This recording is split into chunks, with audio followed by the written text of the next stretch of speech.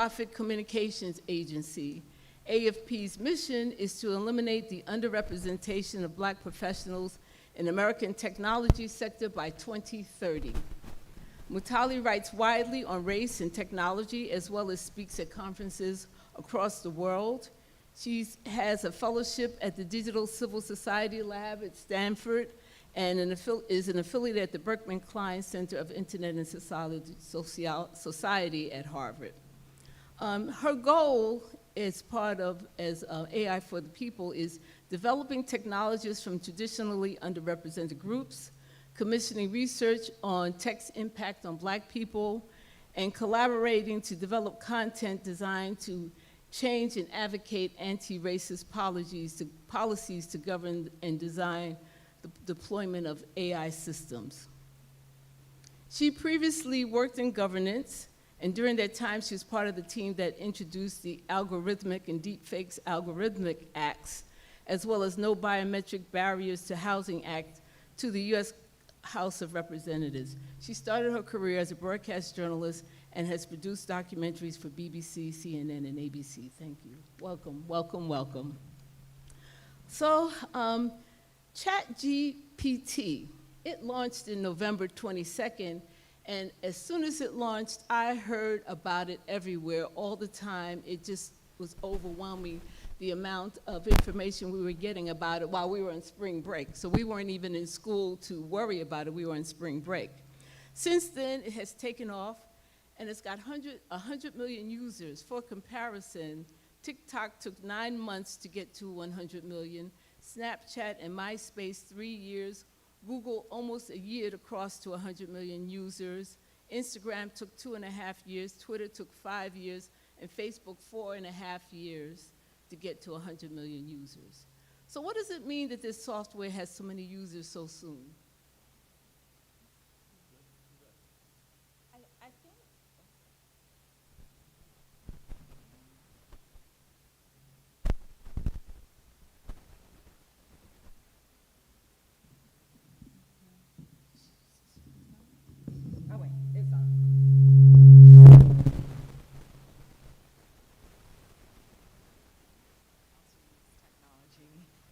Definitely me.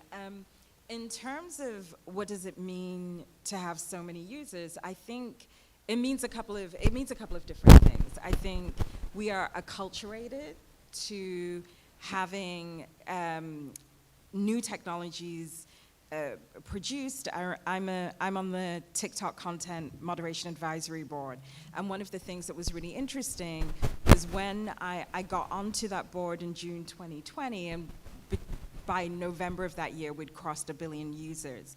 And part of the reason we had that type of uptake is that people are just used to and interested in new technology and stuff. So that's number one. I think the second thing was also the fact that Sam Altman, who's the CEO of OpenAI, who developed ChatGPT, is also the former CEO of Tech Combinator, Y Combinator, and is a well-known and well-trusted entity within Silicon Valley. So already there were networks that are not necessarily open specifically to minority technologists that he could employ to get that through. And then I think the third thing about ChatGPT that made it so easy to adopt was it was so novel. Like we had chatbots, we knew what it was to go to customer service and have this really odd conversation on the internet, and all of a sudden you were in real conversation. And I think the three of those things really create a perfect storm for that type of uptake. I'm not sure what you're saying. Yeah, no, I completely agree.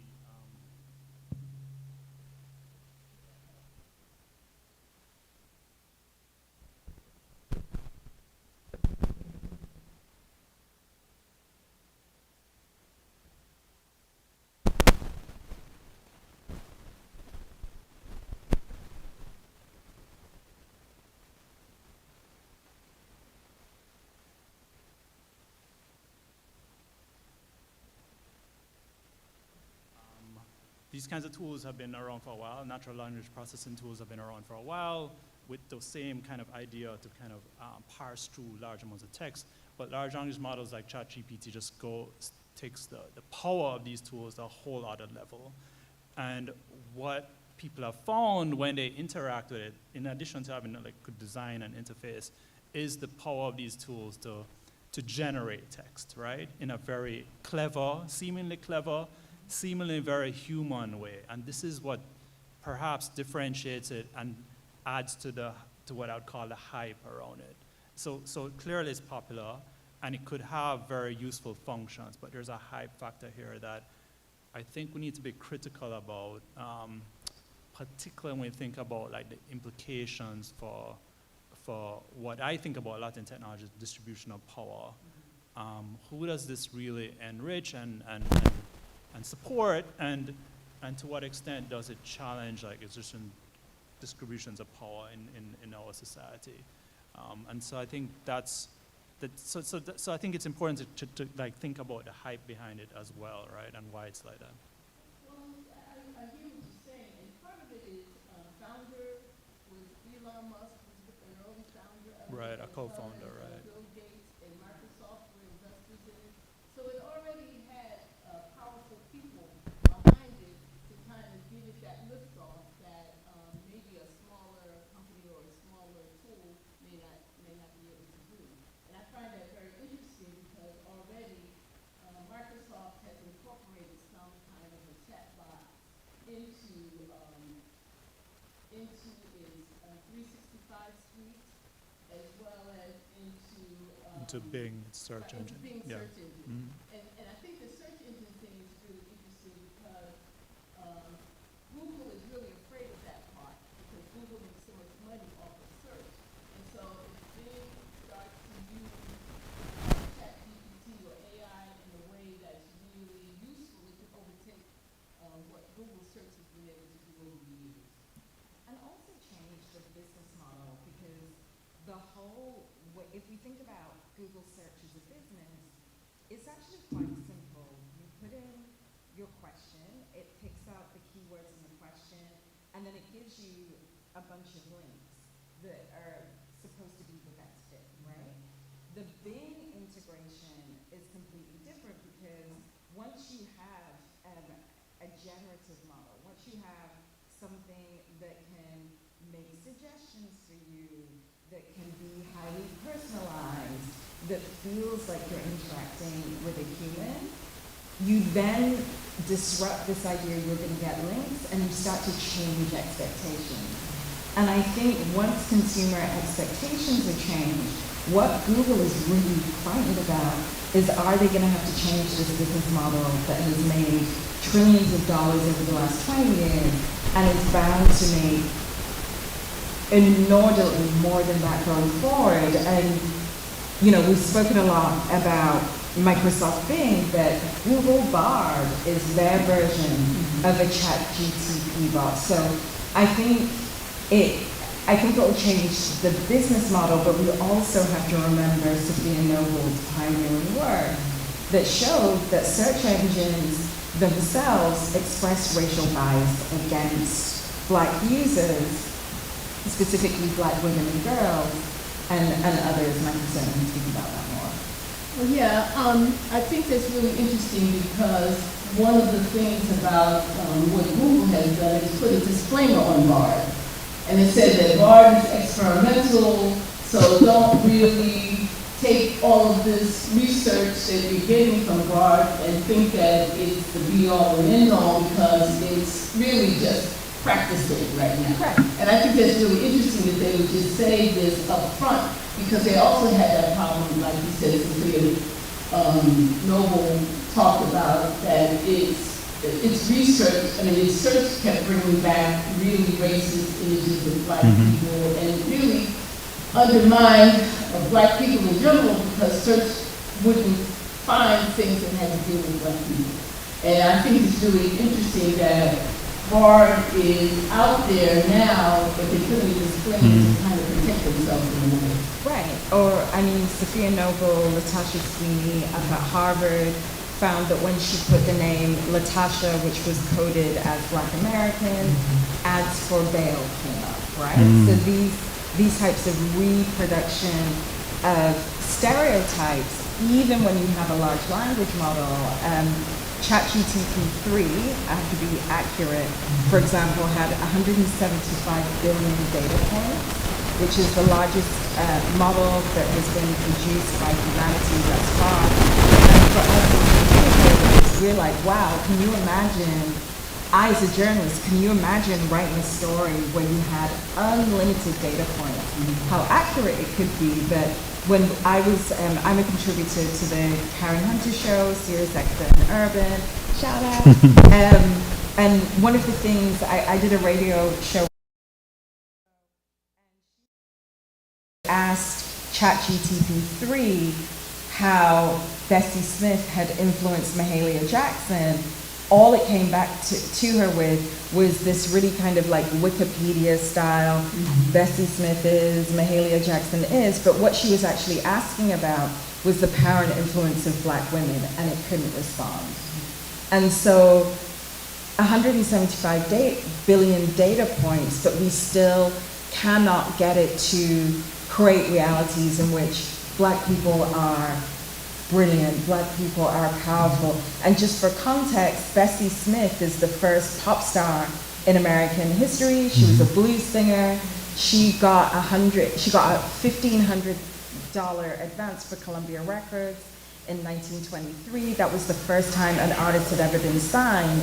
And she's credited with not just influencing Mahalia Jackson, but over 100 artists. Elvis Presley was one that specifically stole.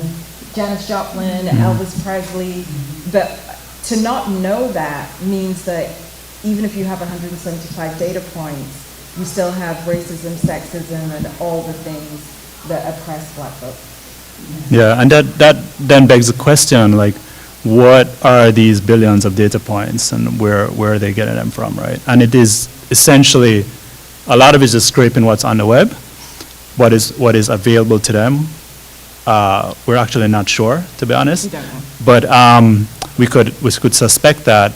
And when you do that, then you're simply replicating all these kinds of biases or gaps in knowledge to these machine learning models. And that's a critical part of it, right? That this expectation that they have that you can generate new and creative ideas and or or remove these existing biases seems unrealistic, right? Unless there's some intent to address it. And that I've yet to see. Like when these models are put forward, when it's ChatGPT or the latest ChatGPT 4, right? There's no ambition about trying to redress these things. So that tells you what, in part because it's commercially driven, but it tells you like what even the creators behind what their limitations are and where what we can really achieve with these kinds of models. Which is why I was saying to you, Black students cannot use ChatGPT to cheat because it's not going to give you any knowledge that your professor is asking you about. It's not going to be able to answer these deeper questions for us because, again, 175 billion data points, and it could not accurately tell us who Bessie Smith was. That isn't an intelligent system. That is a system, and it's a system that advances knowledge of wider society, white supremacist notions of knowledge.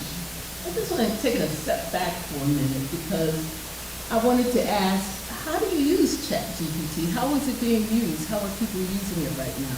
I have it on my Google search page, and when I put in a term in Google, it's giving me a whole lot of background information, definitions, and explanations, but how are people using it in general? That's actually the only deployment I've seen. I think it was a science experiment looking for a market before the Yes. Bing integration. People have actually asked me that. They're like, you're so critical of the gaps of knowledge. What else could it be used for? I think an interesting application, I don't know that it's being used this way, is for maybe neurodivergent folk who are interested in language acquisition, because I think it could be really good at practicing, but from my mind, outside of the search engine case study, I haven't seen it. I mean, I think it can, so it's essentially meant to generate text, right? Based on prompts that you come up with. And so you could, in theory, use it to like generate text about like questions about knowledge or questions on Wikipedia or stuff like that. But I think what you said is actually hits nail on the head, Mutale, because you're talking about solutions, right? I think in part, the reason why it's available essentially for free to so many users right now anyway, is in part because a lot of these technologies come out and they're essentially solutions looking for a problem. So in order to identify what the business case is, and this is very important because there's a lot of investors behind this that need to understand what the business case is or identify it. What you do is let many different people use it and come up with different ways, and hopefully through that process, you figure it out.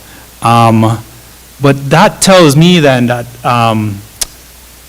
maybe there is not yet a specific use case for this, and maybe we should be going a bit slow, and in part because I often would then wonder about what are like the human rights implications and all these other biases and discrimination and impacts that you mentioned, right?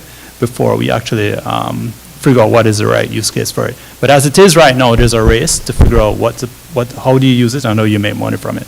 Well, you know, I was just reading some things about Bill Gates, and he says artificial intelligence is the most important technological development in decades. As fundamental as the microprocessor, personal computers, internet, mobile phone, it will change the way people learn, work, travel, get healthcare. And I just think that, and this is kind of similar to the fact that when Microsoft came out, the laptops, people sort of changed. It has changed things, but it hasn't changed at all for the better. And with this artificial intelligence, aside from ChatGPT, the fear is that it's going to harm some segments of the society and in other countries. I know Dr. Thakur, sometimes you write about how artificial intelligence in other countries, other parts of the world. Yeah, so these are like two important issues. One in jobs and employment, because people have been thinking about that. And then internationally.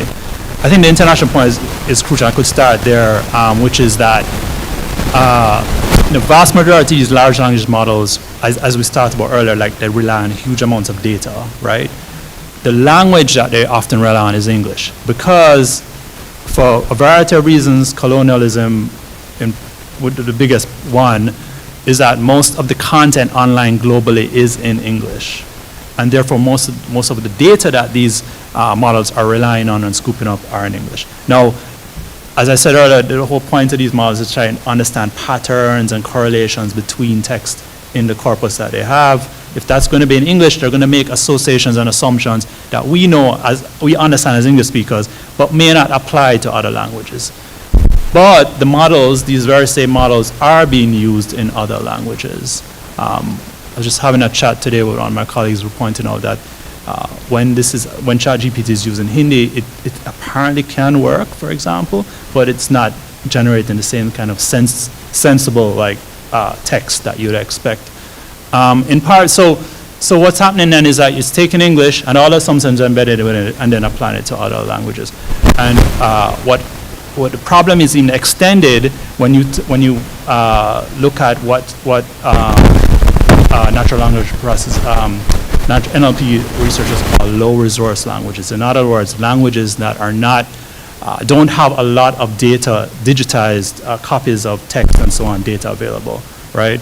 And these are mainly languages like spoken in sub-Saharan Africa, maybe in Southeast Asia, languages like that.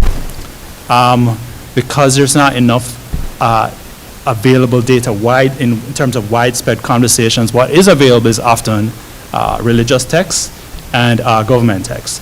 And those don't represent how people have everyday conversations. So now you have models that are learning from these kinds of texts, which is very kind of a niche kind of way of communicating and trying to apply that generally. So there are whole lots of implications there. So negative implications possibly. So just looking at English alone is not is just the first step, because English is just one language out of thousands, right? I think that's often overlooked in this kind of hype around what is the value of ChatGPT. Yeah, I know somebody you were telling me about genocide, and the importance of, or the power of artificial intelligence to spread more of that. Can you speak to that a little bit?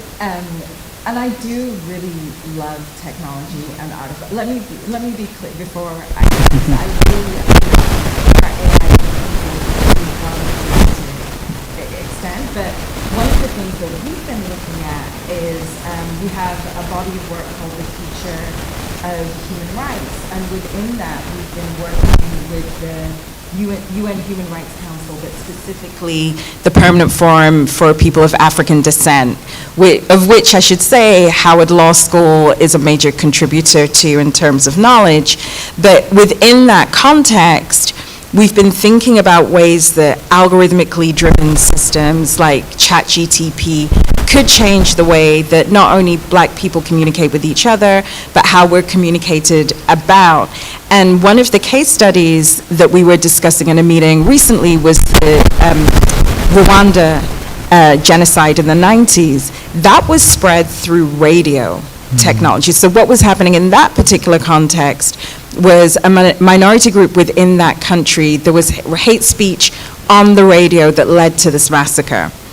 As we're speaking about ChatGPT and other generative AI technologies, although this can happen on social media too, you're relying on a system that we already know to be biased, a system that has already been shown in case studies to spout anti-Muslim sentiment when asked, so we know that that bias can be spouted back, but also predicts text. So one of the things we haven't really spoken about in this conversation is how there is no way of knowing if ChatGPT is going to tell the truth, because it is not a sentient being with a value system. It's an algorithmic software program that predicts text. And if it were to predict, for example, when we saw this with Facebook in Myanmar, if it were to predict that the Rohingya should be killed, right, and then that message goes viral, we've already seen what happened in 2017, that these systems, when unregulated, can lead to genocidal outcomes.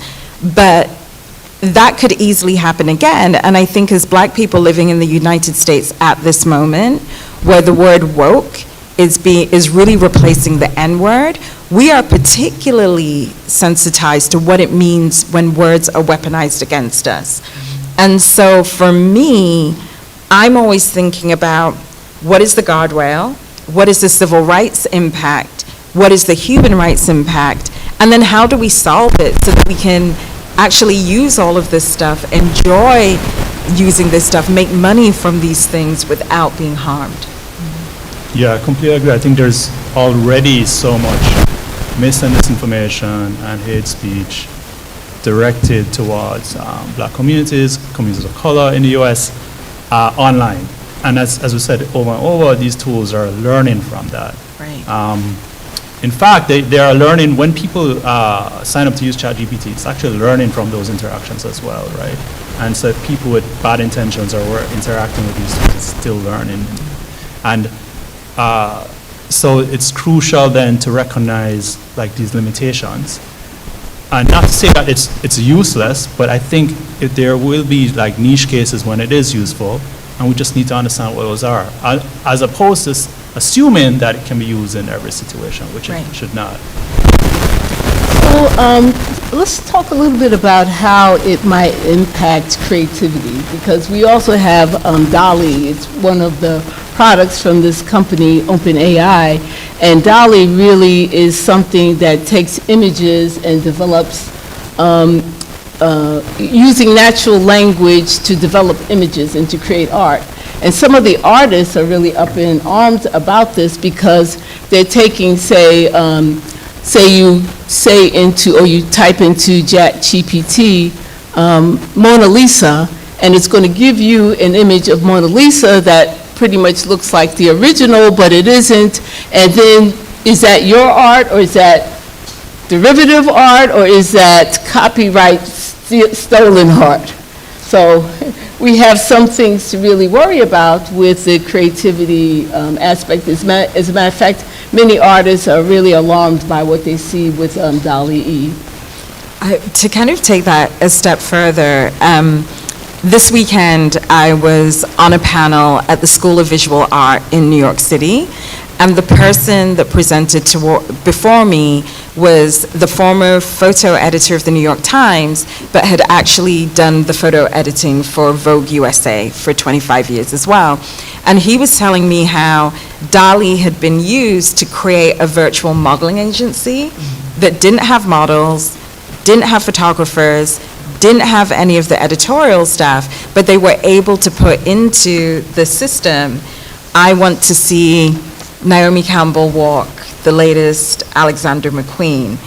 And it didn't, you know, as somebody who was a young person in the 90s, I know, black don't crack, just I'm blessed, I know. But as somebody who watched what Napster did to the music industry and what file sharing actually meant to artists, and how after we had file sharing, iTunes just came in, cleaned up the UX and developed a business, I was not just worrying about IP, which is what I think you're getting to, this reproduction of original art, but also thinking about all of these artistic fields. Like if you are training to be, I don't know, a graphic artist, you're going to school for graphic design, is that job even going to exist anymore? Is it something that human beings are going to do? And if that job doesn't exist anymore, do I really want every single visual output ever produced to come from OpenAI, right? And then I think about black art, and I think about the stories that black art tells, and I think about people like Bisa Butler with the quilts, and quilting is a very specific African-American tradition, and what she's been able to do with that through her work, through her own IP, isn't going to be reproduced by 20 white guys in Silicon Valley. And so as we think about, or even Amanda Gorman's poem, they'd asked me this weekend a question about poetry, and I was explaining how if Amanda Gorman hadn't stepped at the Capitol at that time, a couple of weeks before the insurrection, and said, what we really need is hope, I don't know what I would have done, because I was definitely watching that inauguration and whatever Jennifer Lopez, third grade, Let's Get Loud, I don't know what that lady was doing. And if she hadn't have come up and done that, my spirit wouldn't have been lifted. So it's not just the IP, it's this loss of global and world culture that needs to be protected and preserved, and is a public good, as well as being part of the archive. Because if OpenAI own all the rest of creativity, do we need museums? Are we going to archive these systems? Are we going to have culture? Those are the bigger questions. I think it's true what you're saying, but I also think that right now maybe it's overhyped. The danger, because if you even look at right now with artists who create on paper and aren't on the web, they still have jobs, they're still working, they're still finding creativity. As a matter of fact, there's been some move to go back to the human hand in the artwork as opposed to the technology. So I think that, you know, the IP and the creativity and all of that, I think we've got a ways to go before we get there. And I think it's the overhype, because they're trying to sell it and they want people to use it. So we're in a state where we're emotionally caught up in this technology when we really don't know what it's good for. And we really don't know how it's going to be used. And we really don't know, even though we've got 100 million users using it now, we really don't know whether or not it's going to take that corner of creativity that we're all so passionate about. Yeah, I think so. I mean, every technology that comes along, it's like there's some level of displacement, but there is going to be an expectation that it's incorporated like into like artistic endeavors. And you will still have that element of like human generated solely art, which is maybe put at a premium, right? But I do wonder about like who will have access to those technologies, like in this case, like these image generation tools, and how they'll use it. I mean, eventually it could be that it becomes cheap enough and affordable and accessible enough to everyone. But initially, it's not that's not the case. And so that's the period that I'm kind of worried about and what that means. Like to the points you were talking about, like what that means for like cultural appropriation and problems that we already have, and will it accelerate them, you know? And changing the historical record, because one of the things that I was looking at this weekend was how it was taking, there were two pictures. One had been taken in a concentration camp, one had been generated by DALL-E, and they look the same. And if you're looking to preserve a history and you find out that it's artificial, did that history happen? Yeah, that's really going to be worrisome, because the images are so good that you really have to be an expert to tell it from the fake or the one that's regenerated from artificial intelligence. And I think that's something that could spur another industry, somebody who can tell you what's fake and what's real. And I think we're having to deal with that a lot anyway when we talk about misinformation, which is something that it can be generated through this chat GPT and artificial intelligence as well. And we're finding out that a lot of misinformation online is generated by artificial intelligence, Right. which is why there's so pervasive and why there's so much of it, and why people are getting sucked into it more easily, because there's just so much of it going on. And artificial intelligence is right in the middle of that too. So we have a lot to worry about with this artificial intelligence, but we also have to figure out how to make the best of it, because this is where our heritage, our history, our culture is going, and we have to figure out. And I think for us as African Americans, we have to dive into the technology. We can't be afraid of it. We can't say, I don't want to use it. We can't say, I want to avoid it. We really have to dive into it, because otherwise we won't be able to benefit where there are benefits for us. The one thing I will say about that, and I'm lucky enough, I've been in the tech industry for over a decade, spent a lot of time around like VC Silicon Valley types. They're very low tech. Like Mark Zuckerberg does not allow his daughter to use an iPad or get on the internet. And the reason that they're low tech is, to your point, they want to experiment on us, but they don't want to give their own data. So it's not just that we should dive in. I think there should be a strategic use and a healthy skepticism around what it can do and what it should do. Because my daughter is here with me today, and I was so happy to give her an iPad. And then when I heard that Mark Zuckerberg did it, I was like, what? And so I do think African Americans do need to be part of the discussion, but not overly so. Like, chill a little bit and actually see whether it works for us.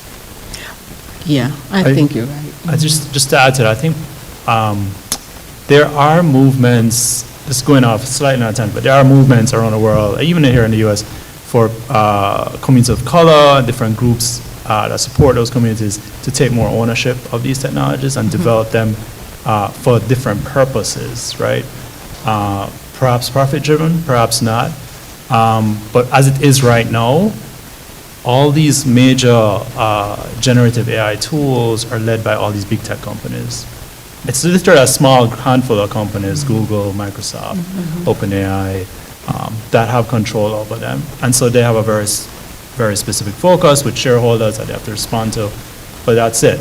Like it's hard to imagine right now alternatives outside. I think that would be a much reassuring kind of space in my mind if there were many other communities that had these tools and were maybe using them and imagining different ways that we could use them, as opposed to just what the experimentation that's happening now. And even though we haven't said it specifically, these are tools of capitalism in which our usage is the commodity. Yes, absolutely. And I think we have enough of a history of the commoditization of black bodies in this country and across the world that we should also think, how are we interacting with these capitalist tools? These are not, the interesting thing about of OpenAI, which I actually don't feel very comfortable about, was that it did start as a nonprofit. And when you are a nonprofit, you're judged on your impact, your social impact.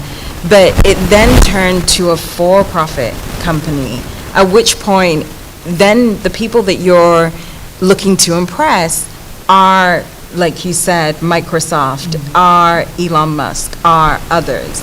And that becomes worrying.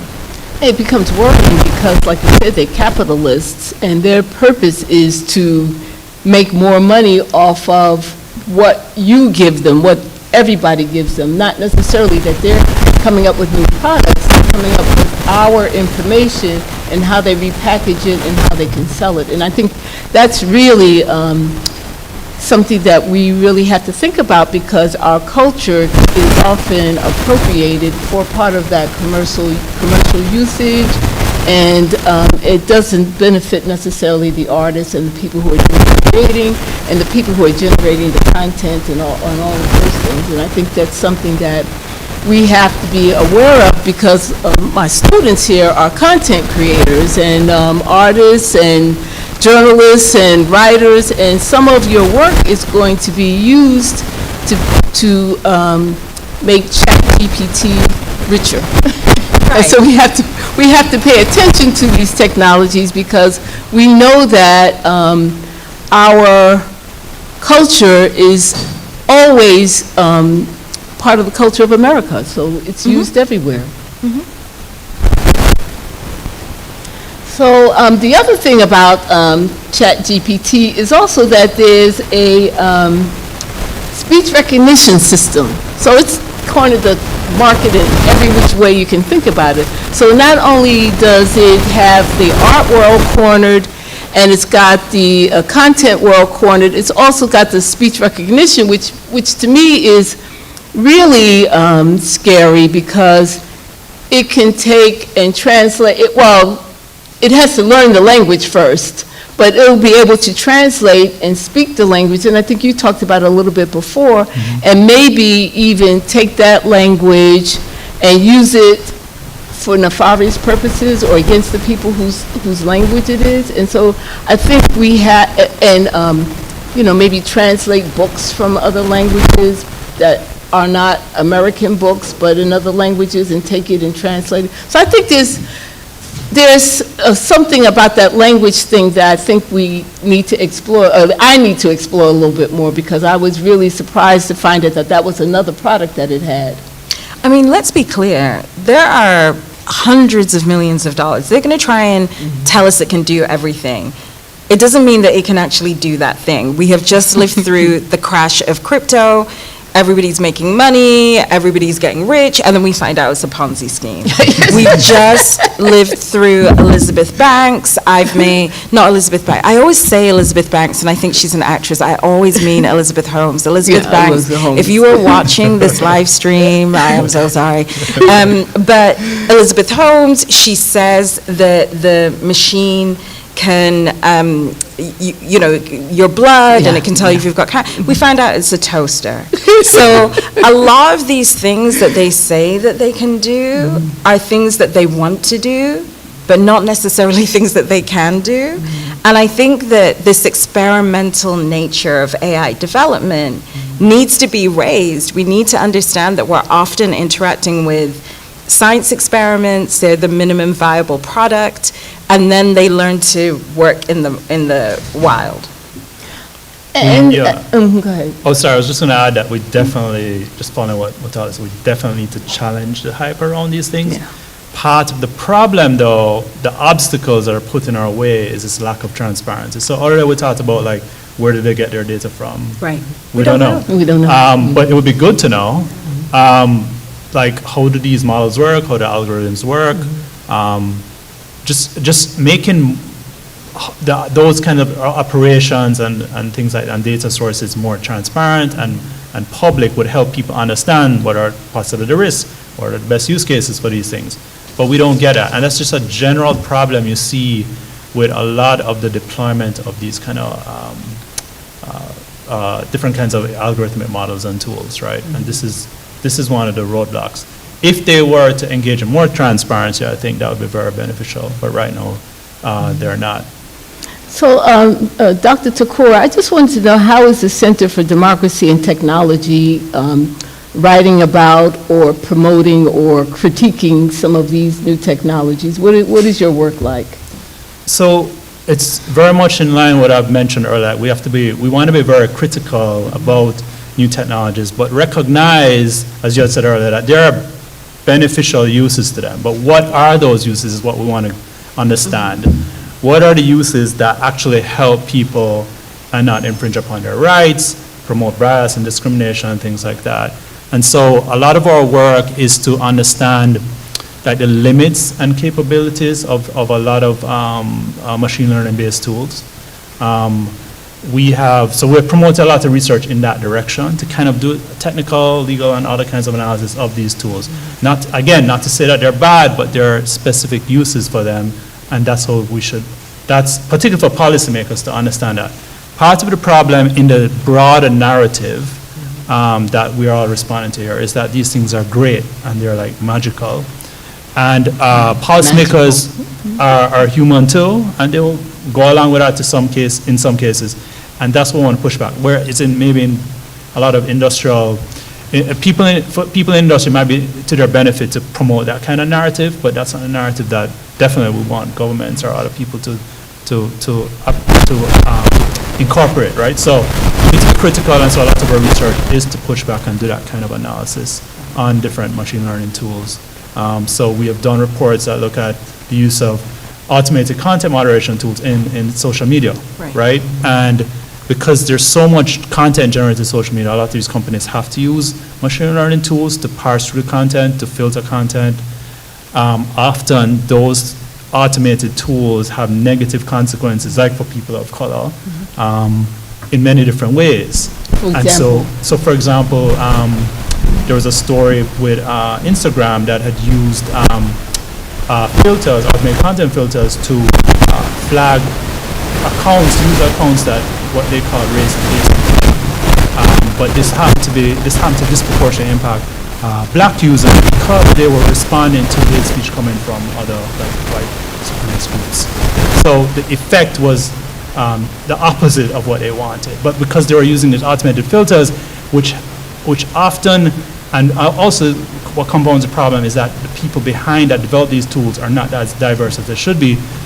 It in effect has negative consequences on the broad users. So that's an example of that kind of analysis that we should be aware of before jumping on and saying, let's use machine learning to solve this problem. Technical solutions have their place, but they're not the only kind of solution for these complex problems. And Mahalia, I know that your goal is to eliminate the underrepresentation of black professionals in the American Technology Center by 2030. And I wanted to know why you chose that date and what's the implications for choosing a date so far in the future. Well, it's really not that far. It's 7 years. It's 7 years. That was a goal that we had when we started.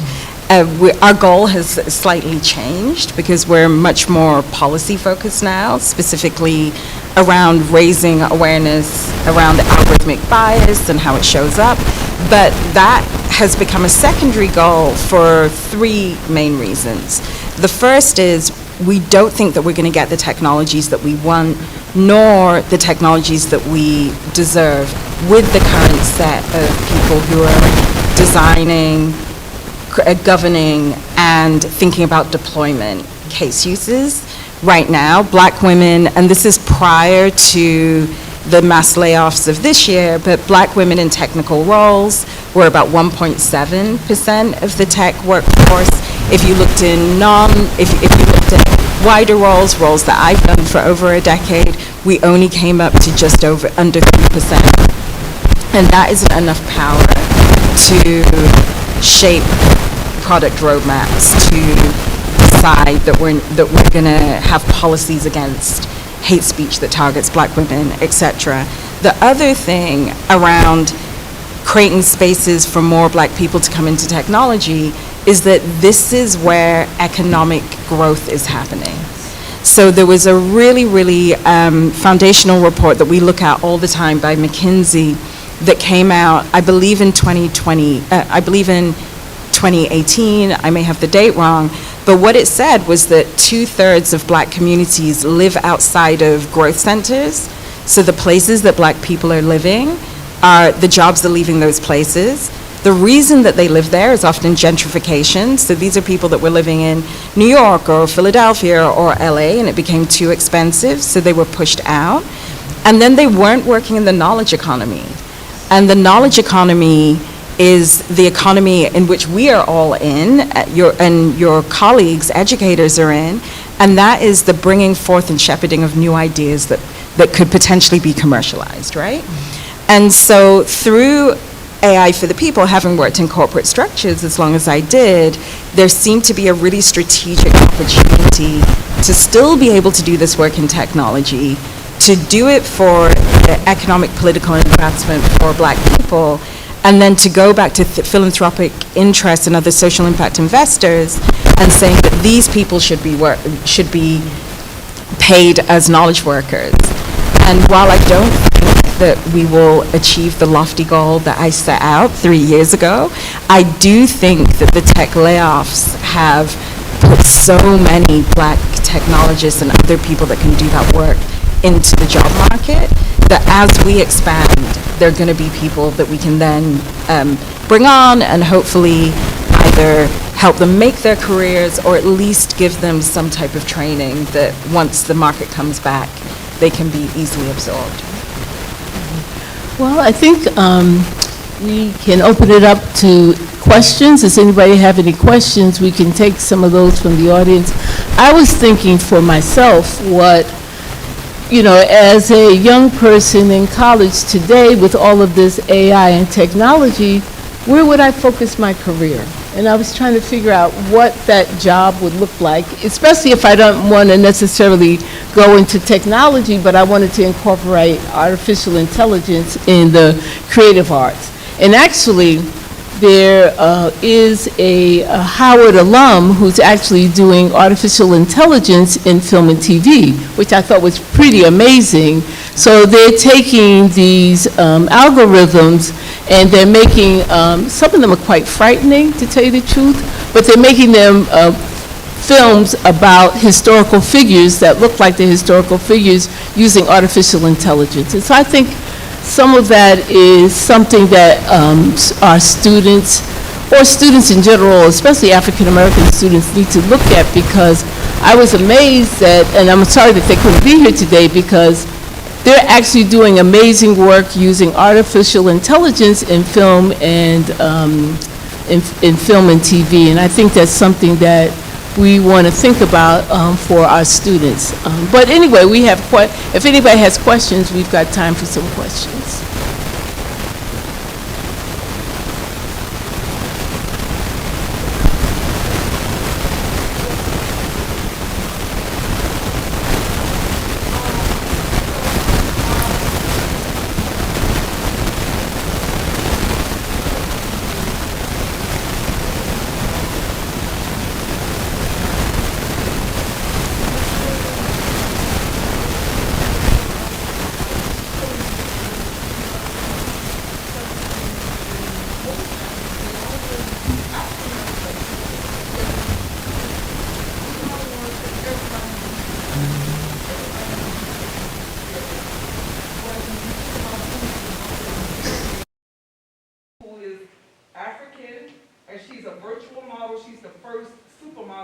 AI supermodel, but a white man created her, but Vogue booked her.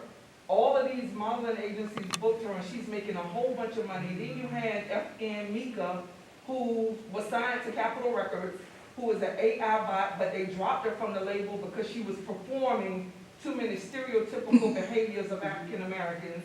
And so I think my question is on a human rights level and on a on a civil rights level, in what ways will AI violate the Universal Declaration of Human Rights in the United Nations, and how do we bring these conversations and leverage these conversations? Because I don't have hope in Elon Musk. He is from South Africa. We know South Africa's history. And when I think about a Bill Gates, he's a college dropout, but yet he was at Harvard. And we know how incubated their space was with not being inclusive of African American people. So for y'all companies and for your advocacy, what role do you see in your organizations, the United Nations, in addressing these issues of African Americans not being clickbait and not, fostering a world that's not anti-Black, because it's problematic? Can I just ask this woman in the front? You're making me Comfortable. Oh, I'm sorry. This is for my I would really appreciate it. But thank you for the question. What we're doing in terms of human rights and civil rights, we have a dual strategy. The first strategy, I'll start with civil rights, is a US policy strategy. And we've been working with US lawmakers since 2017 on thinking about how can we make sure that these algorithmics are accountable, right? And where we've got to there are the use of impact assessments, which come out of human rights law. And it's basically making sure that when these technologies are deployed, they're doing they're not harming human beings. But this is the US government. You know how far that's going to go. Who knows what's even going to happen in this Congress? Last time I looked, they had like a whole panel on drag queens. So who knows what's happening over there? On the human rights stuff, we're working with the UN Permanent Forum on People of African Descent, which is a body that's going to be developing a UN declaration for the rights of people of African descent. Within that context, we're advocating for an article to go in there which is freedom from algorithmic bias. So the kind of things that you've talked about, the thing I really liked about the example you gave with the model was we're not just speaking about AI is being used and it took this model's job. We're actually speaking about displacement of jobs. And it's not that that model is making money, it's the white man that created her that is making money, because we don't want to personalize machines too much. Let's be very clear. That model cannot get a paycheck, cannot do any of the things that a human being would do. That is a white person who is then getting that money.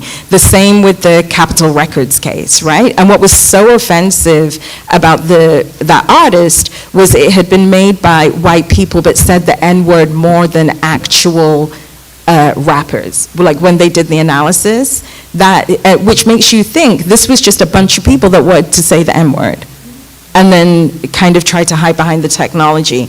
The reason that the declaration is important to us is that while we cannot compel member states to take on the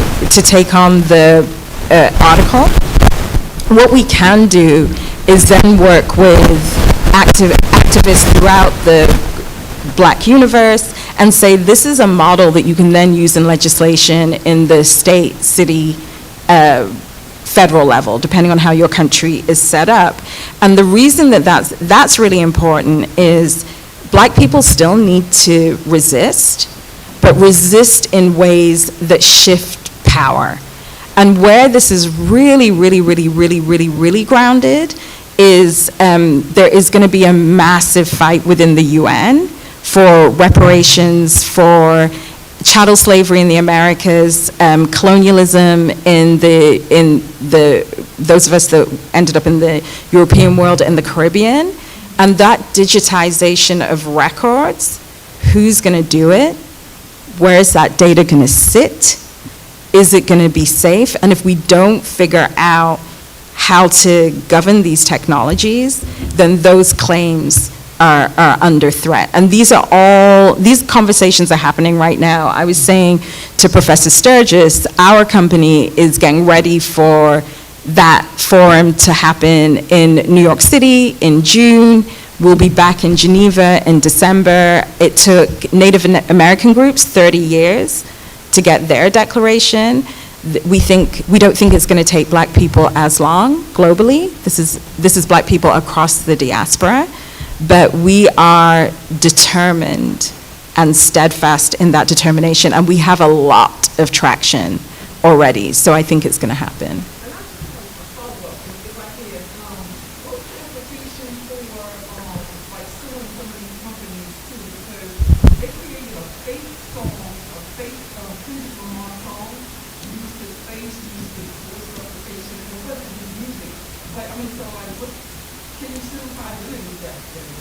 I think they're going to be IP. I think they're going to be IP claims. We've already seen, I don't know, like my daughter and I were really excited because we watched The Real Housewives of Potomac, and we came here today and somebody said Potomac and we were like, oh my God, we know that. But the two Real Housewives who are being sued by somebody, like they had a podcast that was using some artist's name or work, and so that claim was happening, and I do think that there are going to be cases where, like Lamar's people will sue. Cardi B suing Tasha K, the YouTuber, for example, is another example where that was a slightly different case, but there is case law now for stuff that happens on the internet. People are suing in real life. I have a question from the chat. Is it possible to eliminate algorithmic bias, or is this something we have to accept? It's a tough one. I've just spoken. I think it's a tough one. We should not accept it, but we should continue in the various ways that we've been talking about to address this problem, whether, like you're saying, at the UN level, government level, but especially with the companies. Push them to be more transparent, push them to be more considerate about the impacts of these technologies, conduct risk assessments, audits, things like that. And as consumers, and there is some power, a great degree of power that we have in like control over these companies. There have been different campaigns to kind of push, target advertisers, for example, on these companies to make some changes. So I think definitely there are different strategies that we can take to push back against this. But the problem is definitely there, and the problem exists because of the wider context we live in the society, where we have white supremacy, patriarchy, and these kinds of issues. But the problem is the companies don't want to accept that reality as well and address it, and so we have to continue to push to make that happen. But we should never accept it now. Yes.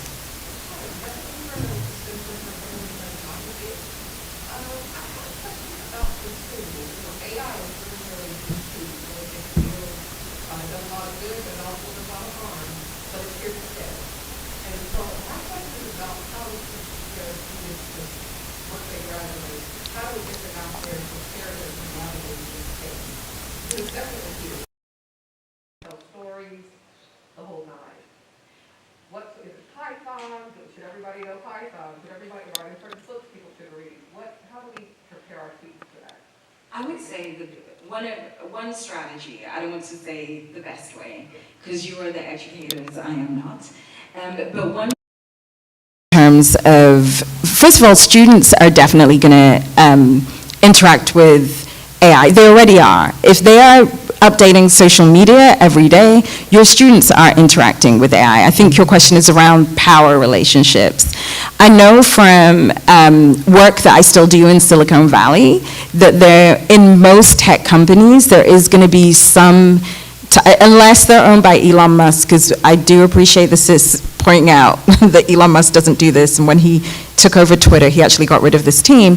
But in most tech companies, there is going to be some type of responsible AI team or ethical AI team or something of the like. And I do think that students that are given a critical education are really, really, really well placed to not just join those teams, but to lead those teams. And I'm going to comment on the non-technical side, because that's the side I've always worked in. In tech, I think the other part of it is being able to improve systems. So even if you have students who are going into social services, for example, people that work in social services should really critique those systems that they're using to give determinations. Because we already have research that finds that when poor people use social service systems, whether it's for housing, whether it's for food allocation, whether they are most likely to be denied. And the reason that they are likely to be denied is what we had spoken about earlier. The data sets that are being used interpret claims negatively. An example of that was written up in Nature magazine, which is a major scientific journal, and they found during COVID, Black people were being allocated to oxygen machines less than white patients. That was an algorithmic decision. The reason for that decision was the machine had been optimized to treat the people who were the least expensive. And because of gaps in healthcare coverage, if you don't go and get your annual, if you're not someone who's about your health, then by the time you present, you're more acute. By the time you are seen, you're more expensive. When an algorithmic system has to decide between giving you oxygen or giving somebody that has healthcare oxygen, they're gonna give the person that has healthcare, and that person is most likely to be white. So if you are working in that field, it would really serve your company to know that. They may not know that, and then create systems around that. So I think this acquisition of a critical education is going to prepare those students, but you also have to build those students up to speak in those rooms. Because in my career, people ignored me for the first 10 years of my career. I'm still pilloried for the work that I do. People are always so mad at me because I'm speaking out against capitalism and I'm speaking out against white supremacy. So that's what I would say. Dr. Thakur, do you want to talk about your teaching? If you're incorporating any of these concerns about AI or artificial intelligence in your teaching? Sure. Your classroom. Sure. I'll just say, plus 100 to what Mutale says, well said. Mm-hmm. So I'm teaching here a course here on inequality in information society. So I think this approach to thinking about technological adoption and how it's used and implications on jobs, but thinking of it in a very critical way is exactly the approach that I've been taking, and hopefully my students are appreciating that as well. This is not to say that we're trying to be against technology or anti-tech or anything like that, but just to understand critically when they're useful and when they're not, and what are the potential harms that can come for that. So if you have that kind of critical approach, as you're saying, it doesn't matter what career you're going in, but because all our careers are going to be have to incorporate some degree of these kinds of machine learning based tools in different ways. Any kind of, whether it's teaching, journalism, the artist industry, etc., right? But it's to understand critically what those tools are doing, and then being able to use them to advance not just your individual career, but our communities. And I have to say that around 2013 here in the School of Communications, we started thinking about a digital media literacy course simply because we realized that students were coming with these phones and they didn't understand the technology, and we wanted to make sure to give them a basic grounding in what technology is, what technology can do, what technology can't do, but to get them kind of immersed in the fact that this is something that you're going to have to deal with in your careers, in your lives, and you need to understand what it is and what it can do for you. And so I have to say that I guess it's almost 10 years since we've been teaching it. The interesting thing is I had assumed that the students would know more about technology since they grew up with the cell phones, grew up with computers, grew up with all of this. But what I find is that they come to college still not having much of a grounding in technology from high school, even though they're using all of the technology, but they're not learning about it from a basic standpoint. And so what we try to do is give them enough introduction to what the issues are and what the concerns are and what the benefits are, so that when they leave, they can incorporate that into their career and into their lives and into their social life. Because I think where we are now is that it's pervasive, you can't escape it, but you have to know how to handle it and how to deal with it. And just really quickly, 3 books I would recommend, because you did ask about that, are Algorithms of Oppression by Sophia Noble. I would also look at Black Software by Charlton McClellan. I would also look at Weapons of Math Destruction. And if you can get those 3 books, looking at my daughter, Design Justice by Sasha Kostanchuk.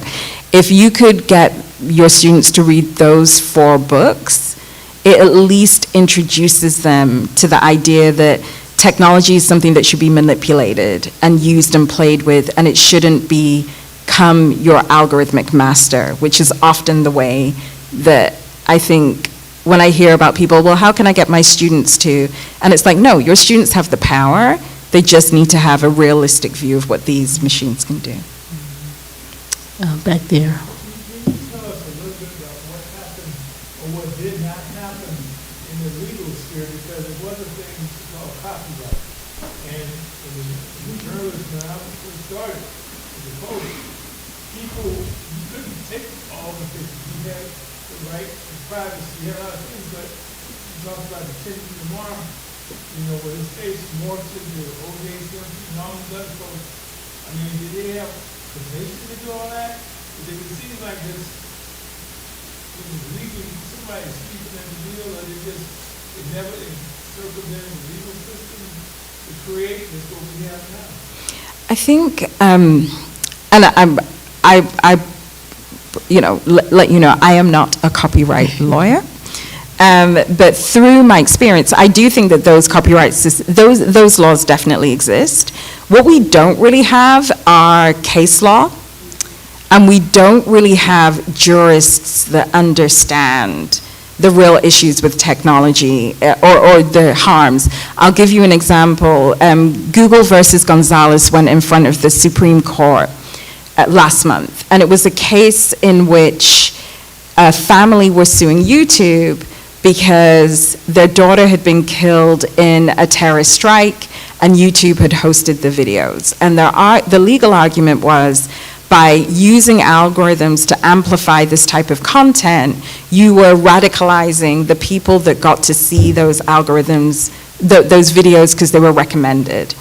Slightly different to what you asked, but it relates, because in oral arguments, Clarence Thomas said to the prosecuting attorney, I don't see the problem in this. Isn't the role of algorithms to give you videos? Like, I like cooking videos. I don't want to not allow YouTube to give me cooking videos. And that was, I mean, I can talk about Clarence Thomas off camera. He's not my favorite.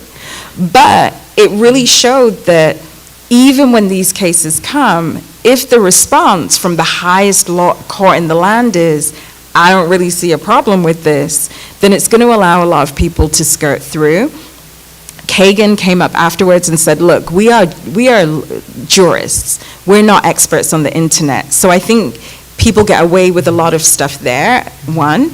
I think that social media companies and creators are just asking for you to see them. It's the, I'm going to do this anyway and see what you do. Many people are not pursuing those cases, but I do think that that type of law is going to grow, and I would like to think that places like Howard and other places are teaching and training that next generation, because technology moves so fast that people, I think, are just not slowing down, and to your point, saying that we already have protections for this, why don't we enforce? Yes.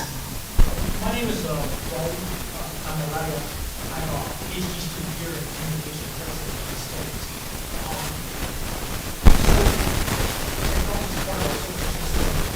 AI is now part of that technology system. It is pervasive. The question I'm looking at, or the areas I'm looking at, is that, okay, in the United States, predominantly rich white companies are creating AI. They're looking, and the programmers are predominantly from that same group, rich white men, right? And they're predominantly creating it. And they're creating the ChatGPT, they're creating large language models, and they're controlling the narrative, right? They're definitely controlling the narrative, they're arguing, they're distributing the language against, to frame how huge diversity amount of women have in their minds. So the issue of power, the issue of language, the issue of culture, now, technology is now part of our culture. It's been a long time now, not everything is. And it will evolve. I will be other iterations that can move forward. But how do we, when we look at language, when we look at the counter-narrative, because we represent that, as people that have been subjugated to the issues of white supremacy, to the issues of oppression. And here, there are things we have to learn about technology. We have to use AI in some way for this, what's good, even more so than it is now. But how do we continue to move forward? How do we continue to have a voice?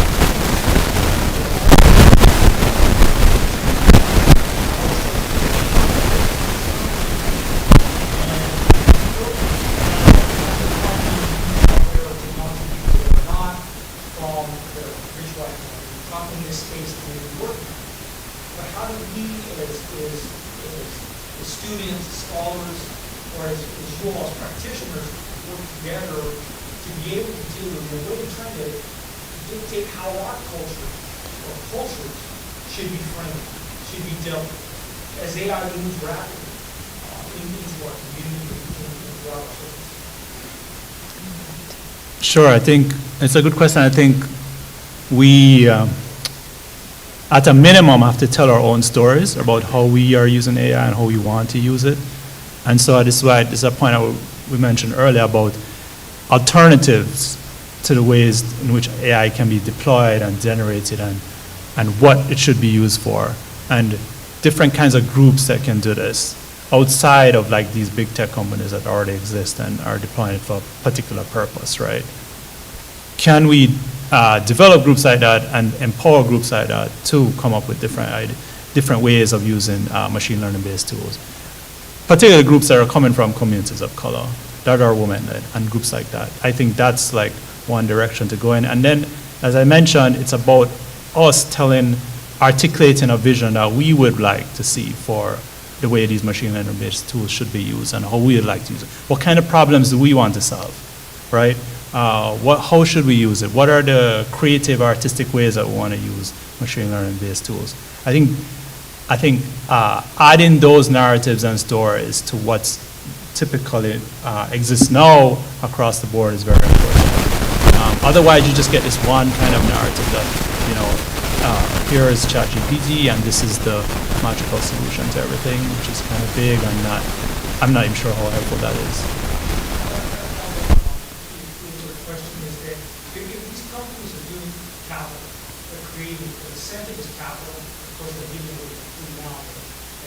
It's not free. And what's the incentive for them to begin to change, right? Because, and do we worry about that? And so how much do we worry about that? As we need to move forward, our issues of self-determination or economic self-determination, or our cultures or cultural survival or cultural thriving. So, what's the incentive for them, if it even exists, to eventually change where they're going to change how these models so it incorporates more of a cultural aspect to deal with brown and black people when they're moving forward with what they're developing? I personally don't think that there's any incentive to change. We've just seen in the collapse of Silicon Valley Bank that, Silicon Valley is full of libertarians. They think that we should all just do for ourselves, pull up ourselves in the bootstrap. the bank collapses and they run to the government, they become socialists, right? These are people that are completely self-interested. These are not the people. The one thing I would also say is that we can exercise the right to refusal. The reason the metaverse has not capitalized isn't because it isn't developed. It isn't because they haven't coded it and they haven't invested in it. I mean, Meta themselves put 50 billion in. That's part of why they're having to fire so many people. It's because we didn't buy headsets. Think about that. We didn't buy headsets. And for me, like a black person, I don't even like my daughter to read at the dinner table, no less have a headset on. Are you crazy? That's so rude. Why would you do that? Why would I meet you in the metaverse when I would want to interact with you in real life? And so I think in terms of counter narratives and resistance, inaction is an action. And we have the right not to engage in behaviors that we find harmful or uncomfortable. One of the things I really appreciate about this woman in the front row, when I said I don't feel comfortable, she apologized and she stopped because she respects me and I respect myself. Those are actions. Thank you. I appreciate it. I don't want to make you feel bad, but but you know, we I think have to have these boundaries and to have a level of cultural maturity that we are deciding. And then I also think the other part of this with technology is I hate the idea that they're going into the global south and digitizing languages, because part of how we have kept ourselves safe is by staying quiet. I mean, I know real G's move in silence. You don't necessarily need OpenAI integrating all of your language into a language model, because what are they going to do with that data? Yes. My name is Jeremy Gray. I'm a and my question is in regards to you all mentioning download knowledge and curriculum on artists. I know that there are other sort of artificial intelligence-based, programs for art that have been spreading out all over the place. I think one issue that a lot of artists have is what's being put into these AI, what is already fed, and that it's basically taking a lot of art from artists, walking out without their consent. Right. Yeah. So my question is, is there anything that can really be done to prevent, art from being just stolen by AI, produced by people without even aware that it's actually sold, and the artist is much of the original work that same style, so it's the intent. I mean, we need to really put pressure on places like the FTC and other groups that protect consumer rights. There is instances where the DOJ, for example, have sued Facebook or settled with Facebook, because that protection of the taking away somebody's economic opportunity because you want to train your AI system is not the way that we transact and conduct business. And then I think the other part of that, and this is something that I found out this weekend, was there are all kinds of proposals around watermarking. I know that the AP and other big photo agencies have this movement called Foursquare, where that you can't just take a picture from them. You have to go through a process. I know Getty Images is suing one of the big AI companies for $1 trillion right now because they scraped the Getty Images data set to train their own AI. So I do, and it's similar to the question that was asked previously from the gentleman at the back who'd worked at the Post. People are not going to put up with this. But to Raul's question, that doesn't mean that it's going to stop. So I think we're going to also have to change some of our behaviors. Not everything has to go online. You have to assume if it's online, it can be stolen. I think, just to add to that, yes, so there are the potential to sue these companies, which, several lawsuits are actually in place right now or are ongoing right now. But I think there's an onus on on these companies to be more transparent with their data sets. So part of the problem with several of them is that they weren't transparent in what the data set was comprised of, and then afterwards people were realizing, wait, what they're generating looks very similar to what I did, and then it went from there. So forcing them to be more transparent, because they may not have the incentives to do that, is something that's going to be required, and that's where maybe FTC or administrative action or lawmaker actions that will be necessary. Yeah, yes. Oh. Today I watched the TikTok thing, and it was name calling and Chinese government and stuff. But it was like it was bees flying in the stratosphere. So nothing was specifically targeted. And AI is a buzzword now and all that.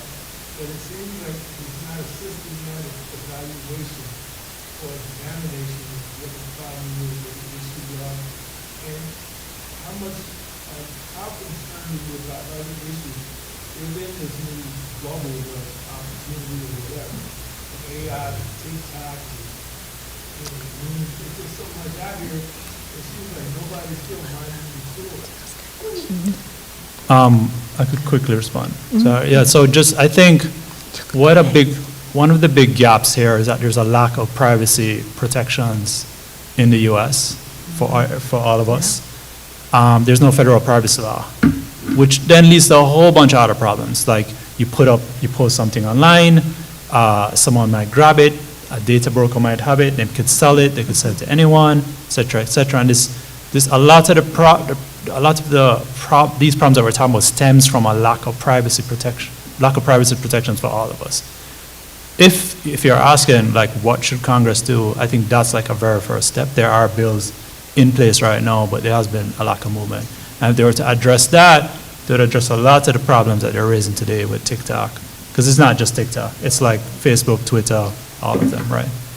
It's also the fact that a lot of these politicians don't understand technology also. They're basically digitally illiterate. And so when they come and these issues come before them, they can't explain it. They don't know what it is that somebody's talking about. And so it's hard for them to really advocate on behalf of anyone because they get it all wrong, and we have to worry about having or electing people who understand technology better, and as a matter of fact, educating people so that they graduate understanding technology better, because most people really don't. And just really quickly, because I did see your hand, these issues are being thought about specifically by Black women in the Congressional Black Caucus. I've worked with many of them for years. We have been looking at the Algorithmic Accountability Act that would get to some of these issues. I was traveling today, so I didn't see the TikTok hearings, but one of the things that I've maintained in that particular case is that there is racism that is at play in the way that they are dealing with the CEO of TikTok, while there are also really real and genuine concerns. The problem is when you hire a staff of people who do not experience racism, they have no way to deal with it. So you don't even have within your advisory team people that can sit down with that CEO and say, look, you're from Taiwan, you have the most powerful app in the world. It is the most downloaded. That value is going back to Beijing. What you're not understanding is, as a non-white person, you are going to come up against racial resentment, ignorance, particularly if you're in the House, because they lead. And so there are these other social underlying issues that also are that get into us even getting to the tech policy. Because a bunch of Black women, whether or not they are congressional people, don't have the same type of voice as a white male politician who may be captive to tech lobbyists. They may, I've already given what's his name isn't even white, Clarence Thomas. But he was just like, well, I don't care. I want, the hate speech, I like cooking videos. And we're going to have our last question.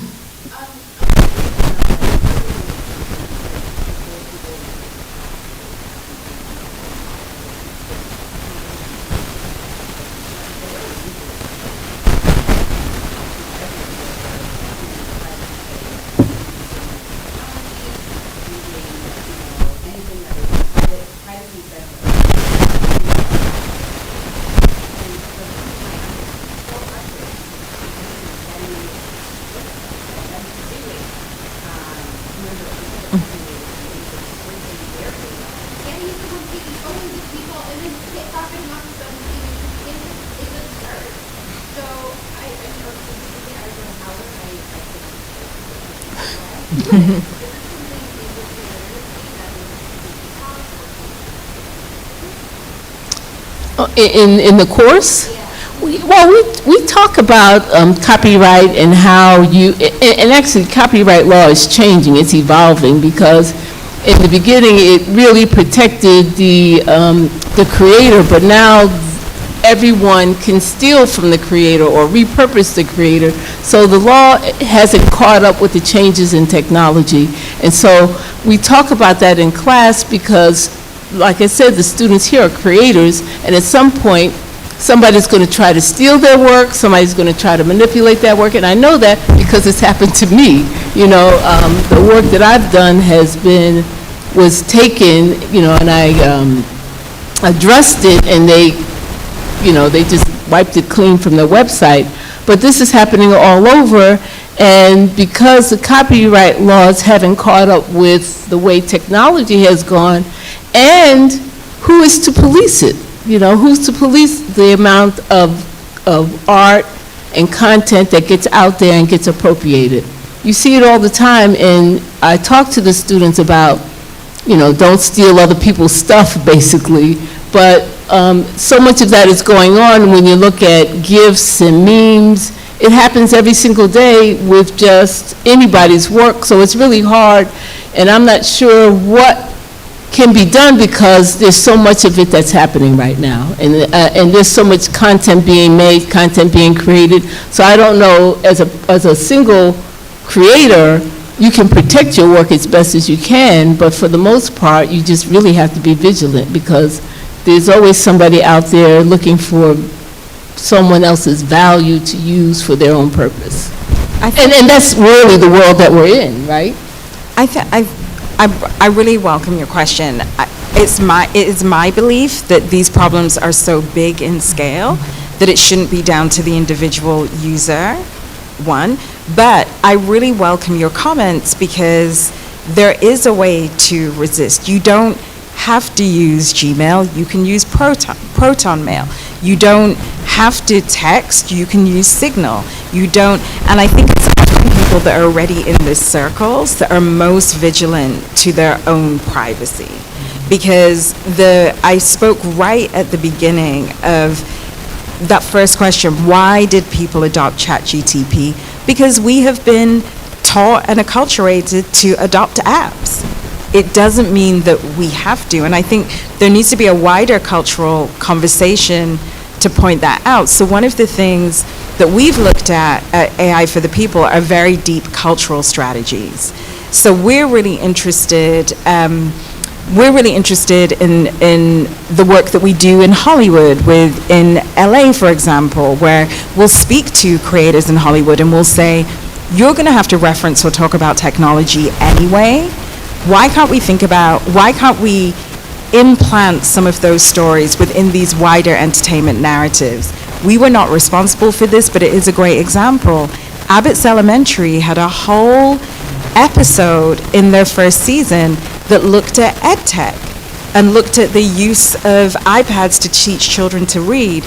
And the big punchline right at the end of the episode was that they were actually getting that data to build prison cells because they wanted to measure the literacy of black kids at the 4th grade level to project prison cells. And that was just, it was so funny to watch Sheryl Lee Ralph's character not really know how to use it. Randomly, the janitor knew how to use it. I mean, but it was just done in such an entertaining way. I'm a journalist by training. I thought that I'd left behind journalism when I transitioned into tech. I now appear on the radio, and I write a monthly column at MsMagazine.com.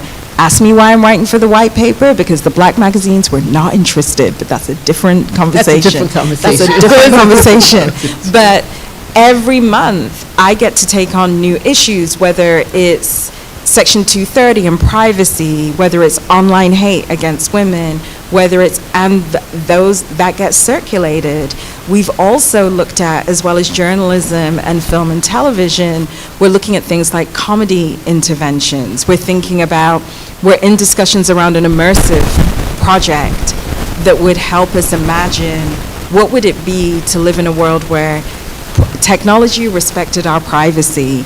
You know, like we're thinking about all of these kind of cute cultural ways of having this conversation. This past Monday, I took a meeting, so Pharrell has just got this partnership with Louis Vuitton, but I took a meeting where we were like, fashion is a great way to think about having discussions about technology because of the advances. How can we pull in these celebrities to have those conversations because we know that it will get eyes? And so, is it something that I thought I would be doing as a policy organization? No, but it has to be part of our theory of change because we want to speak to Black people and meet Black people where they are and do it through this prism of Black joy and Black hope and Black optimism, because technology is amazing, but technology are just tools. And I just feel that we don't have the right type of relationship, and we need to right size our relationship with technology. And with that, we want to thank our panel, Dhanaraj, Thakur, and Mutale and Nkonde. Thank you very much for this great conversation. And thank you. And thank you. Thank